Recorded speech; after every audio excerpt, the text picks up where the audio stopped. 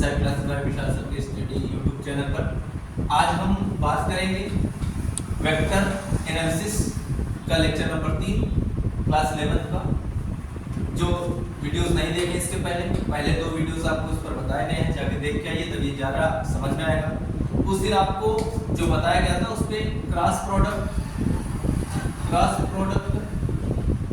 और dot product दोनों product आपको समझाया गया, किस तरीके से मल्टीप्लाई करना है, कैसे हम इसको निकालेंगे। एक बार फिर से देखते हैं। i cap dot i cap equal j cap dot j cap equal k cap dot k cap, this will be equal to 1 होता है।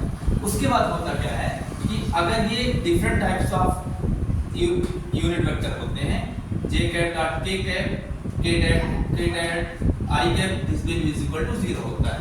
उसके बाद अगर हम ये सपोज कर लेते हैं कि अगर कोई वेक्टर a है, मान लो कोई वेक्टर a दे दिया i cap plus 2j cap minus 3k cap, vector b equal दिया 2i cap minus j cap plus k cap.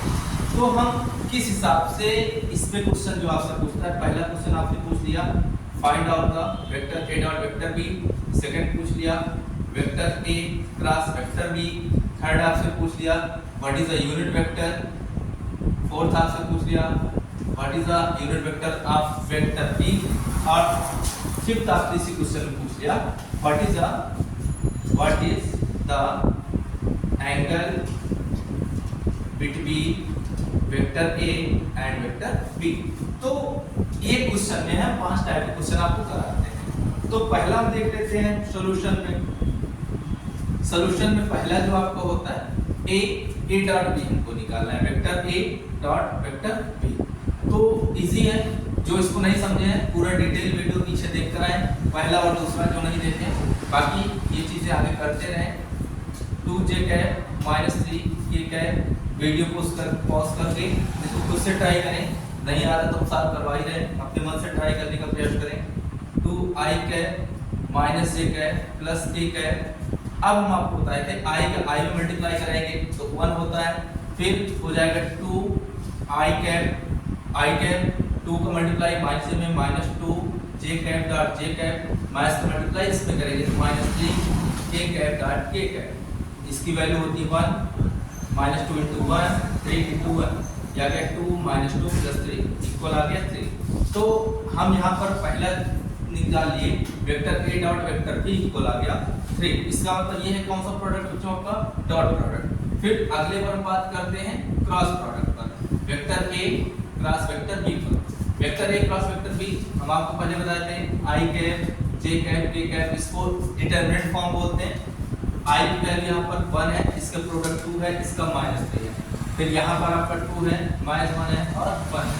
उसके बाद क्या करेंगे, ये फाइंड आउट करने के लिए i कैप, उसके बाद ये जिस स्तंभ में आपका i है रो पर हम इसको छोड़ देते हैं, तो बचता है आपका 2 माइनस 1 माइनस 3 और 1, ये आपको बचता है। इसके बाद माइनस j कैप, उसके बाद इसको छोड़ते हैं तो 1 2 माइनस 3 1 प्लस k कैप छोड़ देते हैं तो 1 2 2 देन माइनस 1। इसके बाद आपका आता है i कैप 2 1 2 माइनस, ये हो जाएगा 3 माइनस j कैप 1 1 1, ये माइनस क्या कर देंगे प्लस 6 हो जाएगा, और प्लस k कैप आपका आएगा माइनस 1 माइनस 2 सॉरी माइनस 2 2 4, ये आपका लास्ट वैल्यू आ जाएगी यहाँ पर माइनस 1 माइनस j कैप 7 और यहाँ पे k cap minus 5, this become minus i cap minus 7j cap और माइनस 5 k कैप। ये बच्चों आ गया क्या हमारा vector a cross vector b। इसके बाद जो अगला हम चर्चा करेंगे इस पर, अगले क्वेश्चंस पर हम आते हैं इसी में ही। वेक्टर a कैप हमको वैल्यूज निकालनी है, तो हम ये निकाल लेंगे a कैप और b कैप। तो a कैप निकालने के लिए एक फार्मूला आपको पढ़ाया गया था, थर्ड वाला देखते हैं। a कैप बराबर होता है वेक्टर a अपॉन माड ऑफ वेक्टर a। माड ऑफ वेक्टर a जो बताया गया था आपको, वो होता क्या है, वेक्टर माड ऑफ वेक्टर a पहले फाइंड आउट कर लेते हैं। ये इक्वल होता है i कैप का गुणांक का वर्ग k कैप का गुणांक इसका वर्ग जे कैप का गुणा इसका स्क्वायर निकालेंगे। तो इसका स्क्वायर रूट निकालेंगे। इसमें देख सकते हैं i के मल्टीपल यहाँ पर क्या है 1, तो 1 का square plus j then k। j का कितना है 2 है, 2 का स्क्वायर माइनस 3 का स्क्वायर। यहाँ पर आ जाएगा आपका 1 1 जा 1, 2 2 जा 4, 3 3 जा 9, ये √14। तो √14 आ गया। तो बच्चों अब a कैप निकालेंगे, वेक्टर a की वैल्यू पुट कर दीजिए, means i cap plus 2 j cap minus 3 k cap apart under root पे क्या होगा 14। तो हो गया आपका यूनिट वेक्टर ऑफ a। अब यूनिट वेक्टर ऑफ b निकालेंगे। और क्वेश्चन आपका इसमें unit vector of b equal vector b upon माडा वेक्टर b। तो लाइक दैट ऐसे निकाल लेंगे, i कैप को गुणांक, j कैप को गुणांक और k कैप को गुणांक। तो वेक्टर ये हो जाएगा माडा vector b equal square root of i cap का गुणांक कितना है 2, 2 का स्क्वायर, j कैप का गुणांक -1, k कैप का 1 है। तब हो जाएगा 2 2 जा 4, 1 देन 1 हो जाएगा स्क्वायर रूट √6 हो गया। b cap equal vector b upon माडा वेक्टर b। तो क्या होता है ये वेक्टर b अपॉन माडा vector b, vector b upon माडा वेक्टर b में हो जाएगा 2i cap minus j cap plus 4 k cap upon under root में 6। ये चीजें हमारी 4 क्वेश्चन के अनुसार कर ली। एक क्वेश्चन हमारा बचता है जो एंगल पूछ रहा है, जरा देख लेते हैं एंगल भी निकाल करके। एंगल जो करेंगे बच्चों वो एक फार्मूला आपको हमने पढ़ाया था एंगल में कि vector a dot vector b equal माडा वेक्टर a माडा vector b then cos theta. यहाँ से cos थीटा का हम मान निकालते हैं, vector a dot vector b upon माडा a माडा b। माडा का मतलब होता है मैग्नीट्यूड डिफाइन करना।